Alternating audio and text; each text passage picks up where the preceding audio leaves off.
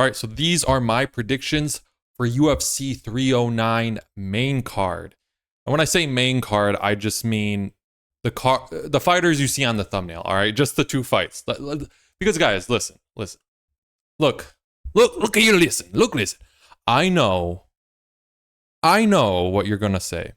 I know you're gonna call me a casual, but do you care about anything outside of the main card? I mean, there's what's his face? Chris Weidman. Who gives a fuck about Christopher? That's my boy Weidman. I don't know why he hasn't been cut yet. He is on this dude been paying tax.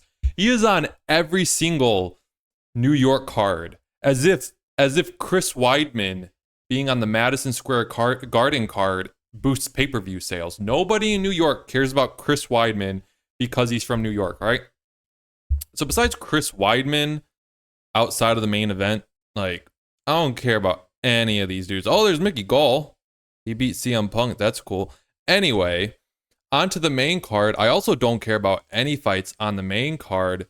I'm not even going to talk about oh my gosh, Bo Nickel, Paul Gregg. Who cares? Bo Nickel might probably win. We're going to talk about Charles Oliveira and Michael Chandler. And Jon Jones, Stipe. All right, let's start off with Charles Oliveira and Michael Chandler. There's this thing going around that Charles Oliveira quits. And does he quit? Michael Chandler, fucking coward. He was like, oh, Charles Oliveira quits. And the first fight, I was getting him to that point, or I didn't get him to that point of quitting. If the fight continued, I would have. And then he takes it back at the press conference and says, no, Charles isn't I didn't mean it like that. Charles isn't a quitter. I'm sorry. He's not. Fucking straight up, as Brendan Schaub says, that's pussy. So, Charles Oliveira, Michael Chandler. I think Michael Chandler's a quitter.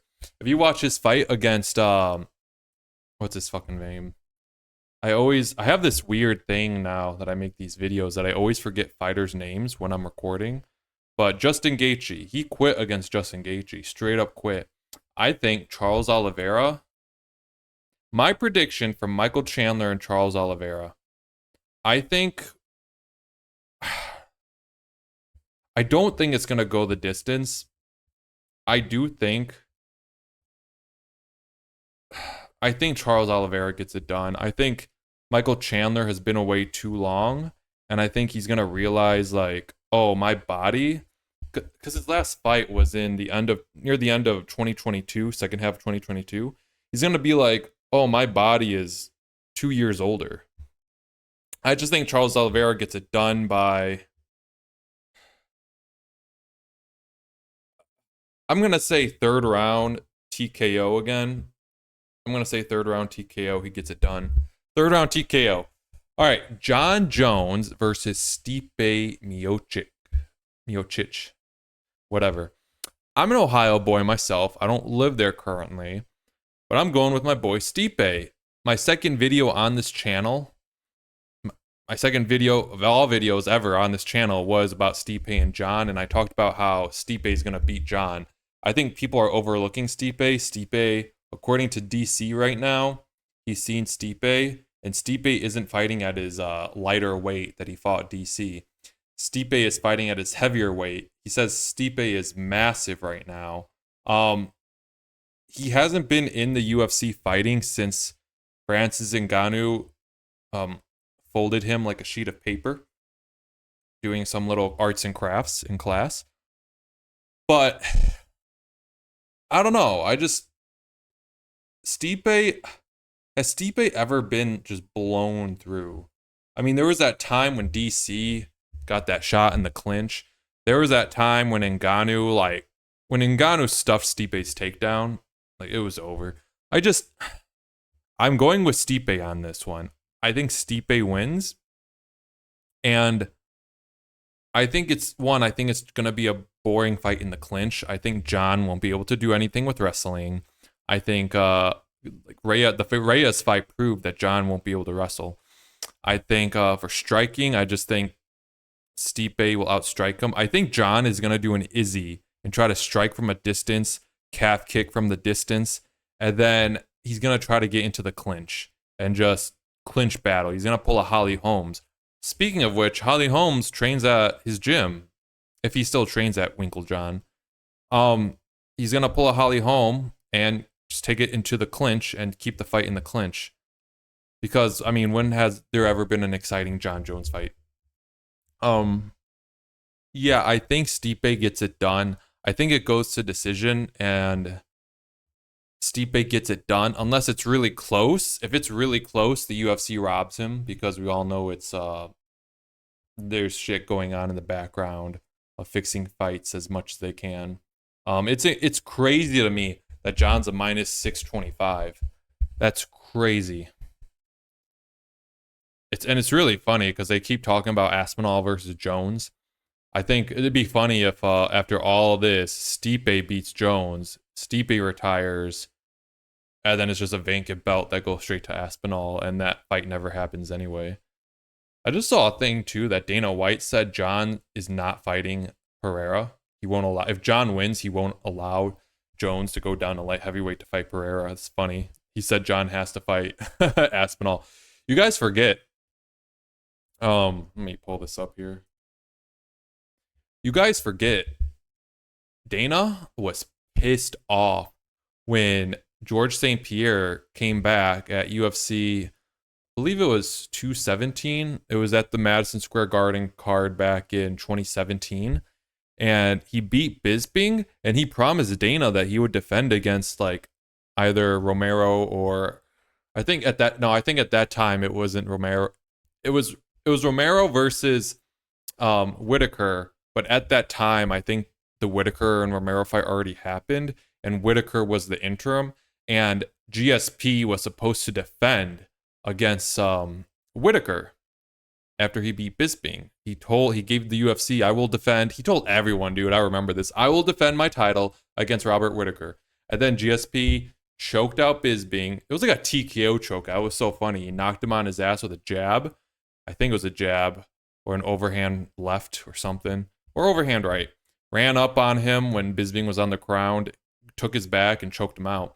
And then he just was like, cool, got the belt, bye-bye. Ran out of the octagon, no belt. He quit right there. He just won it, and then, all right, I got that on my record and my legacy, bye-bye.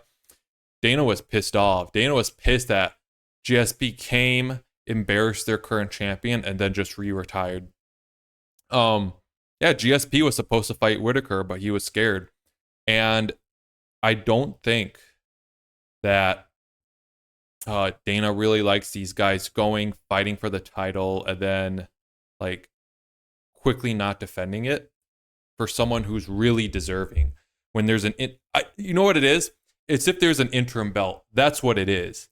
That's what it is. I think when Dana makes these decisions about interim belts, especially if he holds them off for a long time, like he did with Aspinall, like they need to be unified. So the interim belt was with Robert Whitaker, and then GSP gets it and then just disappears. That pissed Dana off. Then Robert Whitaker, I guess, is the champion now, but he's not like, he didn't win it in the octagon.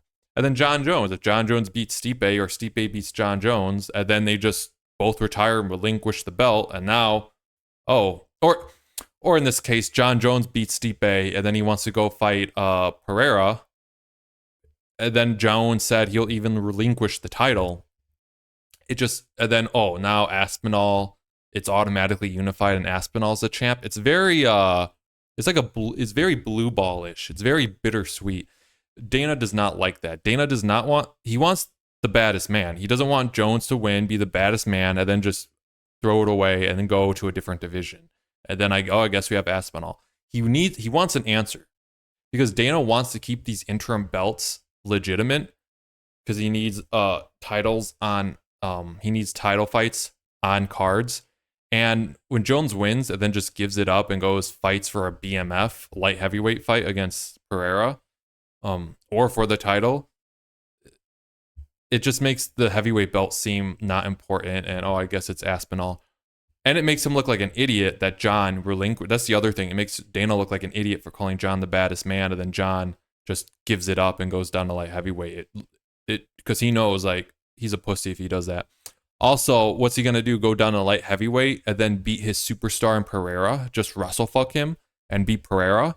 I understand. It's a no win for Dana. Why would you want Jones to win, relinquish the title, making you and him look bad, go to light heavyweight and embarrass your champion down there? Because he would just wrestle Pereira and win. Dana wouldn't want that. And I know I just went on a whole rant here. Michael Chandler, Charles Oliveira. Like I said, Chandler's been out a while. I think Oliveira gets it done by third round TKO. Jon Jones, Stipe Miocic, I think gets it done by Stipe gets it done by 5-round boring fight.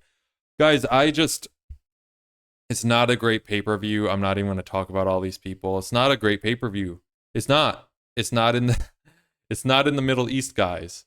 It's not in Abu Dhabi. It's not in Saudi Arabia. So it's going to be a shitty pay-per-view, of course. So that's all I have for this one. Catch you in the...